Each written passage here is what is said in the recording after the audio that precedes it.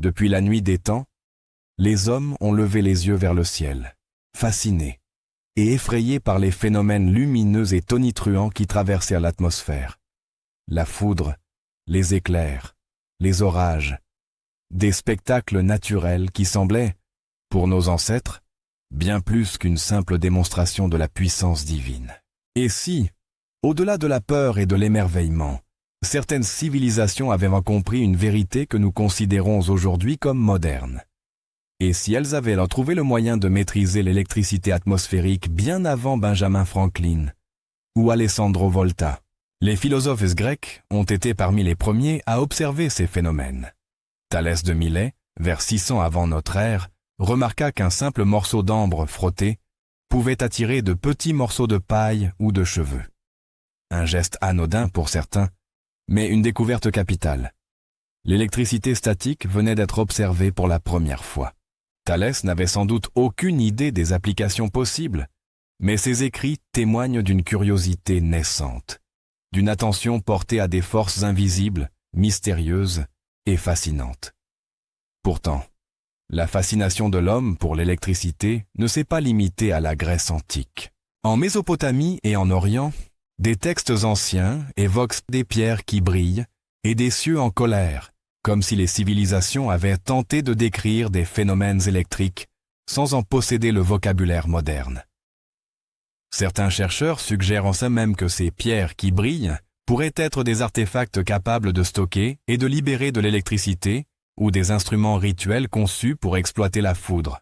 Ces écrits énigmatiques sont rares, mais leur existence laisse planer l'idée troublante que les anciens ne regardaient pas le ciel avec une simple admiration religieuse. Ils étudiaient, expérimentaient, peut-être déjà. Le Moyen-Âge, souvent décrit comme une période de stagnation scientifique, recèle pourtant ses propres mystères électriques. Les alchimistes, ces chercheurs à la frontière entre science et ésotérisme, manipulaient des matériaux étranges et réalisaient des expériences qui pourraient être considérées aujourd'hui comme des tentatives de produire de l'électricité. Certains récits évoquent des étincelles surgissant de récipients ou d'objets métalliques, des lumières mystérieuses qui apparaissaient sans explication, et des instruments conçus pour canaliser une énergie invisible. Il est troublant de constater que ces expériences, apparemment isolées, semblent anticiper des découvertes que l'on attribue pourtant aux scientifiques modernes du XVIIIe siècle. Et ce n'est pas tout. Des fouilles archéologiques et l'examen de textes oubliés révèlent que l'intérêt pour l'électricité atmosphérique était loin d'être marginal. Dans certaines cultures, des objets rituels ressemblant à des générateurs primitifs ont été retrouvés. Les détails sont rares, les interprétations incertaines, mais ces preuves laissent planer un doute. Nos ancêtres auraient pu posséder des connaissances électriques que l'histoire officielle refuse de reconnaître. Ainsi, les prémices de l'électricité atmosphérique s'étendent bien au-delà des simples observations. De l'ambre grec aux pierres lumineuses mésopotamiennes, des expériences alchimiques médiévales aux artefacts mystérieux, une ligne invisible semble relier ces époques. Une ligne qui suggère que, depuis toujours, l'homme cherchait à comprendre et peut-être même à maîtriser l'énergie du ciel. Mais alors, pourquoi ces connaissances semblent-elles disparaître? Pourquoi avons-nous l'impression que l'électricité est une découverte moderne, née avec Franklin ou Volta? Certains documents anciens suggèrent que ces savoirs auraient été délibérément oubliés ou cachés, peut-être parce qu'ils étaient jugés dangereux, incompris, ou tout simplement trop avancés pour leur époque. Les indices sont rares, dispersés dans des textes obscurs et des artefacts énigmatiques, mais ensemble, ils tracent la silhouette d'une vérité ancienne que l'histoire classique refuse de raconter. Le mystère s'épaissit quand l'on considère les cultures orientales. Des textes chinois et indiens anciens évoquent des éclairs capturés ou des lampes célestes qui produisent une lumière intense sans feu. Ces descriptions, souvent cryptiques, pourraient indiquer une compréhension rudimentaire de l'électricité atmosphérique, ou du moins une observation plus avancée que ce que l'on a longtemps cru. À ce stade, une question s'impose. L'électricité atmosphérique n'a-t-elle jamais été vraiment découverte? Ou avons-nous simplement oublié que certains savaient déjà l'utiliser depuis des siècles? Alors que l'humanité continue à dépendre de l'électricité moderne, la fascination pour ces mystères anciens reste intacte. Et c'est précisément ce que nous allons explorer dans le chapitre suivant, en plongeant dans les expérimentations et inventions réalisées avant même le XVIIIe siècle, qui montrent que la maîtrise de cette force semblait à portée de main bien avant ce que la science officielle raconte. Alors que certains pensent que l'électricité n'a réellement commencé à être étudiée qu'au XVIIIe siècle, l'histoire semble vouloir nous raconter une autre vérité, moins connue, plus dérangeante. Des siècles avant Benjamin Franklin, des esprits curieux et audacieux ont tenté de manipuler cette énergie invisible, et certains indices laissent penser que l'électricité atmosphérique n'était pas seulement observée, mais exploitée. Au XVIIe siècle, un scientifique allemand du nom d'Otto von Guericke attire l'attention du monde avec sa machine électrostatique. Il invente un dispositif capable de générer des charges électriques artificielles à partir d'un globe de verre frotté. Pour l'époque, c'est une avancée majeure. Mais si l'on creuse un peu plus, certains documents et croquis oubliés semblent indiquer que von Guericke ne faisait que reproduire, sous une forme mécanique, des pratiques anciennes que l'on croyait disparues. Les chroniques mentionnent que la machine produisait des étincelles, attirait de petits objets légers et même, selon certains témoignages mystérieux, pouvait provoquer de légères décharges capables de surprendre et d'effrayer les spectateurs. Les alchimistes et érudits de l'époque s'empressèrent de copier ces expériences, mais très vite, la plupart de ces connaissances furent marginalisées, cataloguées comme curiosités sans réelle application pratique. Les globes de verre frottés, les aiguilles métalliques et les instruments étranges qui peuplèrent les laboratoires de l'époque ne sont pas de simples jouets scientifiques. Ils démontrent que l'électricité pouvait être manipulée, stockée et même guidée avec une certaine précision. Des notes anciennes font état de tentatives pour canaliser des étincelles, tester leur puissance et même observer leurs effets sur différents matériaux. Tout ceci semble préfigurer à petite échelle ce que Nikola Tesla explorera des siècles plus tard, la possibilité de capter et de diriger l'énergie naturelle. Et puis il y a Benjamin Franklin. Son nom résonne dans l'histoire comme celui qui aurait découvert la relation entre foudre et électricité avec son fameux cerf-volant en 1752. Selon le récit officiel, Franklin comprit que les éclairs n'étaient rien d'autre que de gigantesques décharges électriques et proposa d'utiliser les paratonnerres pour protéger les bâtiments. Mais si nous regardons de plus près, des documents antiques et des artefacts retrouvés suggèrent que Franklin n'inventait rien. Il redécouvrait. La fameuse expérience du cerf-volant semble être une répétition, dans un contexte scientifique moderne, de pratiques déjà explorées par des civilisations anciennes. Prenons l'exemple des batteries de Bagdad, datées d'environ 200 avant notre ère. Ces petits récipients, constitués d'un pot en argile, d'un cylindre de cuivre et d'une tige de fer, ont longtemps été catalogués comme de simples objets archéologiques sans réelle fonction. Pourtant, certains chercheurs suggèrent qu'ils pourraient avoir généré de faibles charges électriques, utilisées peut-être pour des applications mystérieuses, comme des traitements médicaux, des rituels religieux ou même des expériences scientifiques oubliées. La plupart des historiens refusent cette hypothèse, la considérant comme fantaisiste, mais les indices matériels sont là. Corrosion, dépôts métalliques et agencement précis des composants laissent pour nous penser à une utilisation pratique de l'électricité. Et ce n'est pas un cas isolé. Des textes anciens évoquent des pratiques de type électrostatique ou des dispositifs étranges capables de produire des étincelles, de chauffer certains métaux ou d'émettre une lumière faible mais continue. Ces expériences, souvent marginales et décrites dans des notes cryptiques, montrent qu'avant même la formalisation scientifique, certains savaient à manipuler l'électricité, même si le but exact de ces manipulations reste un mystère. Ce qui est encore plus fascinant, c'est que les chercheurs modernes peinent à expliquer pourquoi ces connaissances semblent disparaître. Si les humains antiques avaient vraiment compris comment exploiter l'électricité, pourquoi avons-nous dû attendre le XVIIIe siècle pour voir apparaître les premières machines électrostatiques systématiques? Certains historiens alternatifs suggèrent une hypothèse troublante. La science officielle aurait volontairement effacé ou marginalisé ces savoirs, peut-être parce qu'ils étaient là trop puissants ou jugés dangereux pour être transmis au grand public. Ainsi, avant Franklin et Volta, l'électricité n'était pas un concept abstrait ou une curiosité. Elle était expérimentée, mesurée et, selon certains indices, contrôlée. Des globes de verre aux batteries de Bagdad, des dispositifs alchimiques aux croquis mystérieux. Une chaîne invisible de savoir semble relier les siècles. Comme si l'humanité avait tenté, depuis longtemps, de dompter l'énergie du ciel. Mais alors, pourquoi la connaissance complète de ces techniques a-t-elle été perdue? Pourquoi la plupart des expériences antiques semblent n'avoir laissé que des traces fragmentaires et des artefacts énigmatiques?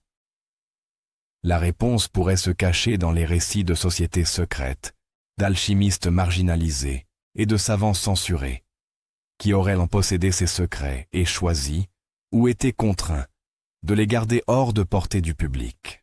Et c'est ici que le mystère devient fascinant. Ces expériences prémodernes montrent que l'idée de maîtriser l'électricité atmosphérique n'était pas le fruit d'un génie isolé, mais une connaissance diffusée et expérimentée depuis des siècles, réinventée à chaque époque par ceux qui osaient défier l'ignorance et explorer les forces invisibles du monde. Le prochain chapitre nous emmènera encore plus loin dans les légendes et mystères autour de l'électricité, des lampes de l'Égypte ancienne aux rituels mystérieux des moines et savants oubliés, révélant que la maîtrise de cette énergie semblait parfois plus proche de la magie que de la science, mais pourtant bien réelle. Lorsque l'on explore l'histoire ancienne, on découvre rapidement que l'électricité n'est pas seulement une découverte scientifique. Elle est partout dans les récits, les artefacts et les légendes, souvent dissimulés derrière des symboles, des fresques et des textes cryptiques. Et c'est là que le voile du mystère s'épaissit. Certaines représentations semblent indiquer que nos ancêtres n'observaient là pas seulement la foudre ou les éclairs. Ils savaient comment les utiliser. En Égypte ancienne, par exemple, certaines fresques et reliefs ont longtemps intrigué les archéologues. Parmi les hiéroglyphes et les scènes religieuses, on peut voir des figures tenant des objets qui ressemblent étrangement à des lampes électriques. Ces lampes de Dendera, comme on les appelle aujourd'hui, représentent des bâtons tenant des ampoules stylisées, reliées par des câbles serpentant dans les murs. La version officielle des égyptologues prétend qu'il s'agit de symboles purement religieux ou de représentations artistiques d'êtres divins. Mais les sceptiques et chercheurs alternatifs avancent une hypothèse beaucoup plus troublante. Ces lampes pourraient être des instruments électriques, utilisés pour l'éclairage ou pour des rituels secrets, et la connaissance de leur fonctionnement aurait été volontairement perdue ou occultée. En Europe et au Moyen-Orient, la fascination pour l'électricité prend des formes tout aussi mystérieuses. Au Moyen-Âge, des alchimistes tentèrent de canaliser les éclairs et de produire des étincelles. Certains textes évoquent dans des expériences où des tiges d'or et de cuivre étaient utilisées pour diriger des forces invisibles, parfois dans des buts thérapeutiques, parfois dans des rituels secrets. Des notes cryptiques mentionnent même des flashs de lumière qui guérissent le corps et l'esprit, ce qui pourrait suggérer que l'électricité était perçue comme une force capable d'influencer la matière vivante. Ces expérimentations, souvent marginales et bien peu documentées, montrent que l'électricité n'était pas seulement une curiosité, mais un outil mystérieux, manipulé par ceux qui osaient défier l'ordre établi et explorer les secrets cachés de la nature. Les légendes abondent également. Certaines racontent que des moines auraient utilisé des dispositifs électriques pour protéger des manuscrits sacrés, ou que des savants isolés auraient créé des générateurs primitifs pour des expériences mystérieuses.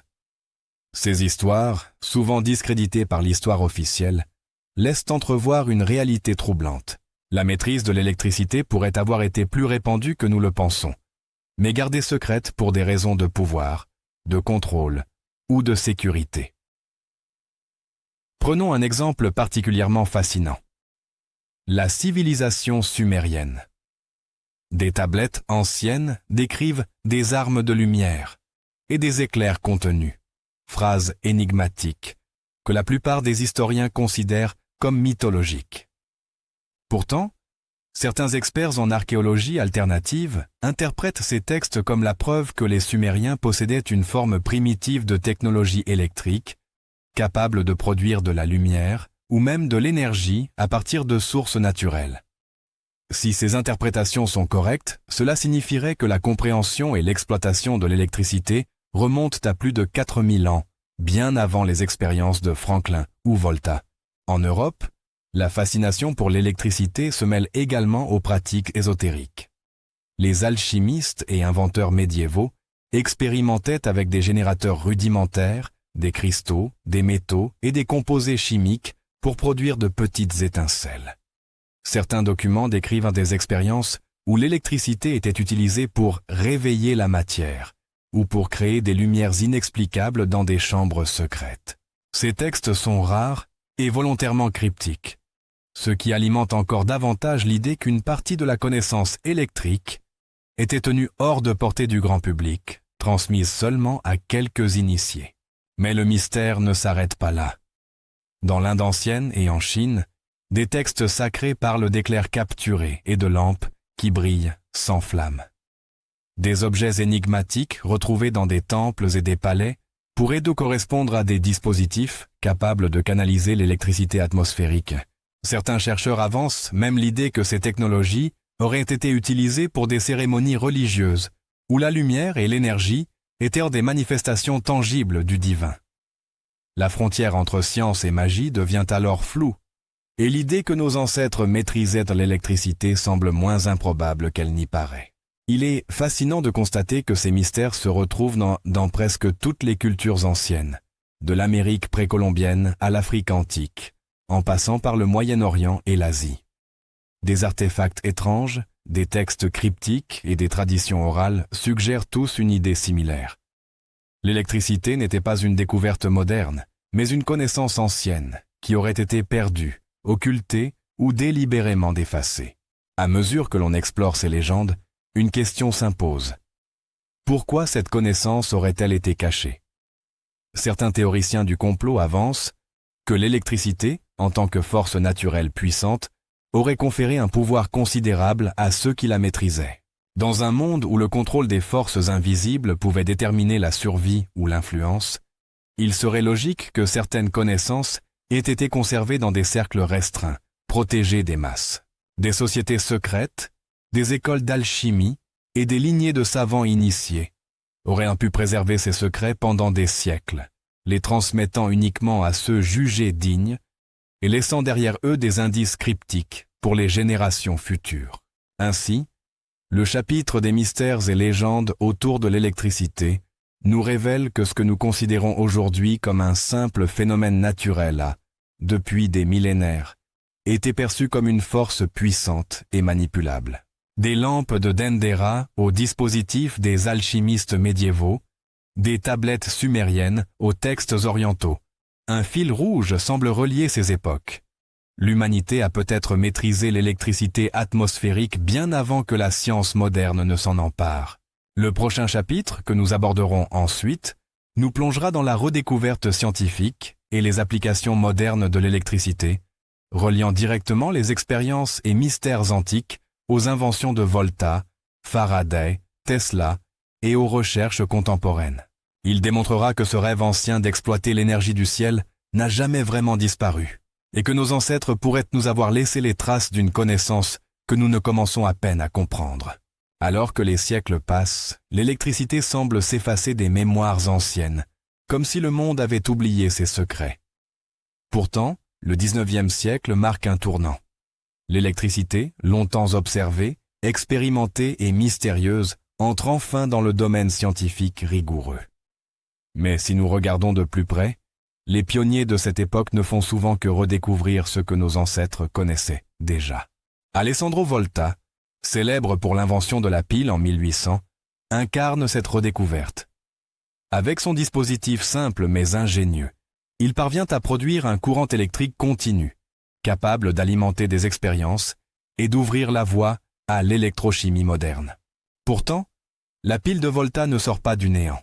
Des indices antiques, comme les fameuses batteries de Bagdad, suggèrent que l'homme avait déjà trouvé le moyen de générer de faibles charges électriques. Volta ne fait donc pas tant une découverte qu'une formalisation scientifique de principes déjà observés il y a des siècles. La différence, la documentation, le contrôle précis et la transmission universelle de la connaissance. Quelques décennies plus tard, Michael Faraday bouleverse encore davantage la compréhension humaine. Ses travaux sur l'induction électromagnétique permettent de transformer le mouvement en électricité, ouvrant la voie à des applications révolutionnaires, moteurs, générateurs, et surtout, la possibilité de contrôler l'électricité à grande échelle. Faraday, avec ses expériences méticuleuses et ses notes détaillées, pourrait être considéré comme le premier à vraiment comprendre le potentiel de cette force. Mais les recherches modernes sur l'électricité atmosphérique montrent quelque chose de troublant. L'idée de capter l'énergie directement depuis le ciel, comme le faisaient peut-être déjà nos ancêtres, est toujours d'actualité. Les travaux de Faraday, s'ils sont fondamentaux, s'inscrivent dans un continuum dont les origines plongent bien plus loin que le XIXe siècle. Et puis il y a Nikola Tesla. Ce génie visionnaire, souvent considéré comme un électron libre de la science moderne, explore une idée que beaucoup jugent folle: capter l'électricité atmosphérique à grande échelle et la transmettre sans fil. Tesla, en expérimentant avec la tour Wardenclyffe et des dispositifs capables de capter l'énergie des éclairs, semble réinventer un savoir ancien, en cherchant à reproduire ce que les anciens auraient pu faire à une échelle rudimentaire, mais réelle. Certains chercheurs alternatifs vont plus loin, affirmant que Tesla aurait eu accès à des textes anciens, à des techniques perdues, et que sa compréhension de l'électricité n'était pas purement moderne. Elle serait une continuation d'un savoir oublié. Aujourd'hui, les projets de recherche sur l'énergie atmosphérique et la capture de l'électricité des orages montrent que ce rêve ancien n'a jamais disparu. Des laboratoires modernes étudient comment transformer l'énergie naturelle en électricité exploitable, reprenant des concepts que l'on pourrait presque reconnaître dans les expériences antiques. Les technologies évoluent, les instruments deviennent sophistiqués, mais la fascination humaine pour la maîtrise de l'énergie du ciel reste inchangée. Et si nos ancêtres avaient déjà ouvert la voie, laissant derrière eux des indices, des artefacts et des récits codés que nous commençons seulement à comprendre. Cette continuité entre passé et présent soulève des questions troublantes. Si l'électricité atmosphérique était exploitée depuis des millénaires, pourquoi cette connaissance a-t-elle été perdue?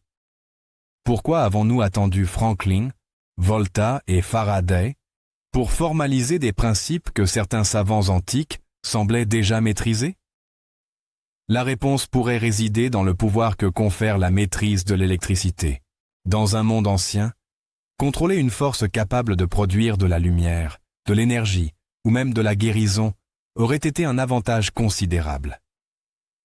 Ces secrets auraient ainsi pu être volontairement cachés, transmis uniquement à ceux jugés dignes et perdus avec le temps, les sociétés secrètes et les lignées de savants initiés disparaissant progressivement, elles. Lorsque l'on examine les inventions modernes, on remarque que beaucoup sont en réalité des réinterprétations ou des perfectionnements de concepts anciens. Les générateurs, les condensateurs, les systèmes de transmission sans fil et même certaines technologies de stockage d'énergie pourraient être vues comme la renaissance d'idées qui existaient déjà, sous des formes primitives, il y a des millénaires. Ce constat alimente l'hypothèse selon laquelle l'humanité n'a jamais cessé de chercher à exploiter l'électricité atmosphérique, mais que les preuves de cette connaissance ont été fragmentées et parfois occultées. Le lien entre le passé et le présent devient encore plus tangible lorsqu'on observe certains artefacts modernes, inspirés de dispositifs anciens. Des laboratoires explorent des technologies similaires aux batteries de Bagdad, des dispositifs capables de générer de faibles courants à partir de matériaux simples. Des expériences récentes montrent qu'il est possible de capturer des charges électriques de l'air ambiant, exactement comme le faisaient peut-être les alchimistes médiévaux ou les savants orientaux. Ces recherches suggèrent que l'électricité atmosphérique n'est pas une découverte récente, mais une connaissance que l'homme tente de redécouvrir depuis des millénaires, avec des résultats plus ou moins spectaculaires selon l'époque et la maîtrise technique.